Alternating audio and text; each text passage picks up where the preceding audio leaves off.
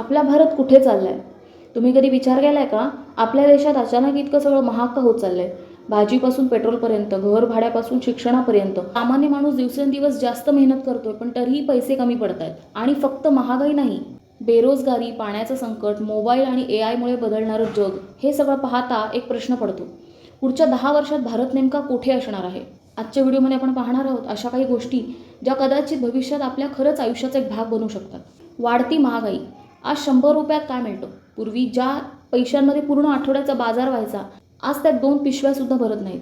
महागाई वाढण्यामागे अनेक कारणं आहेत. पेट्रोलचे दर, हवामान बदल, युद्ध परिस्थिती, लोकसंख्या वाढ आणि वाढते टॅक्सेस. जर अशीच परिस्थिती राहिली तर पुढच्या काही वर्षात मध्यमवर्गीयांसाठी सेव्हिंग्ज करणं खूप कठीण जाईल. लोक जास्त कमावतील, पण खर्च त्याहून वेगाने वाढेल. आणि सर्वात जास्त परिणाम होईल तो सामान्य कुटुंबांवर. आता जग खूप वेगाने वाढते. आर्टिफिशियल इंटेलिजन्समुळे अनेक कामं मशीन करू लागली आहे. पूर्वी 10 लोक काम करत असे, आता एक सॉफ्टवेअर काही मिनिटात करू शकतो. याचाच अर्थ काय? काही पारंपरिक जॉब कमी होऊ शकतात, विशेषतः data entry, basic office work, simple editing, custom supports. पण दुसरीकडे नवीन संधी सुरू होत आहेत. Content creation, AI tools, freelancing, online business, digital marketing. भविष्यात डिग्रीपेक्षा स्किल्स जास्त इम्पॉर्टंट होऊ शकतात. पूर्वी उन्हाळा म्हणजे फक्त गरमी असायची, पण आता काही शहरांमध्ये तापमान धोकादायक पातळीवर पोहोचते. पाऊस कधी खूप जास्त पडतो, कधी अजिबात नाही. याचा सर्वात मोठा परिणाम होतो तो म्हणजे शेतीवर. शेतीचं खूप नुकसान झालं तर अन्नधान्य महाग होतं आणि पुढच्या काही काळात पाणी हे सर्वात मोठं संकट बनू शकतं. काही तज्ज्ञांचं म्हणणं आहे की भविष्यात पाण्यासाठी संघर्ष वाढू शकतो. लोकांना पाण्याची किंमत तेव्हा कळेल जेव्हा ते सहज मिळणं बंद होईल.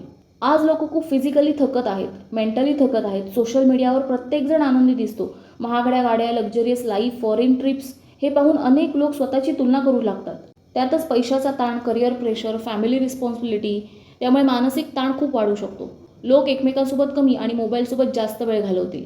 मुंबई, पुणे, बेंगलोर यासारख्या शहरांमध्ये लोकसंख्या झपाट्याने वाढते, कारण लोकांना वाटतं मोठ्या शहरात जास्त संधी मिळतात. त्याचबरोबर traffic, pollution, expensive houses, stress हे सुद्धा जास्त वाढत चाललं आहे.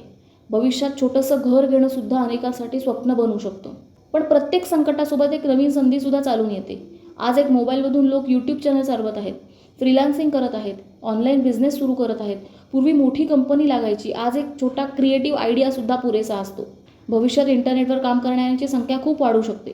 भविष्य पूर्णपणे वाईट होत असेल असं नाही, पण बदल वेगाने होणार आहेत. जे लोक नवीन स्किल शिकतील, पैशांचं योग्य प्लॅनिंग करतील आणि वेळ आली तर बदलतील किंवा बदल स्वीकारतील, तेच पुढे मजबूत होत राहतील. कारण भविष्य त्यांचंच असतं जे वेळेआधी तयार होतात. तुम्हाला काय वाटतं? पुढच्या 10 वर्षात भारतात सर्वात मोठं संकट कोणतं असेल? कमेंटमध्ये नक्की सांगा.